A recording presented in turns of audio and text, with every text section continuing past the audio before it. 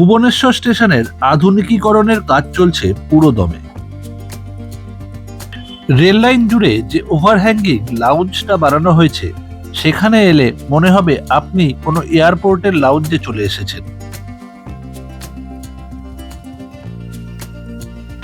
লাউঞ্জের বিস্তীর্ণ এলাকায় একসাথে হাজার হাজার মানুষকে অ্যাকোমোডেট করা যাবে। একেবারে মডার্নাইজড রেলওয়ে স্টেশন। মডার্নাইজেশনের কাজ এখনো অনেকটা বাকি। লাউঞ্জ থেকে নিচে নামলেই প্ল্যাটফর্মে ট্রেন দাঁড়িয়ে রয়েছে। নিউ দিল্লি রাজধানী এক্সপ্রেস 1 নম্বর প্ল্যাটফর্ম থেকে ছাড়বার জন্য প্রস্তুত। পুরো লাউঞ্জটা কিন্তু রেল লাইনের ওপর হ্যাঙ্গিং। পুরো কাজ সম্পন্ন হতে এখনো কিছু সময় বাকি। ইন্ডিয়ান রেলওয়ে আরো আধুনিক, আরো সুন্দর হোক, এই আশা রইল।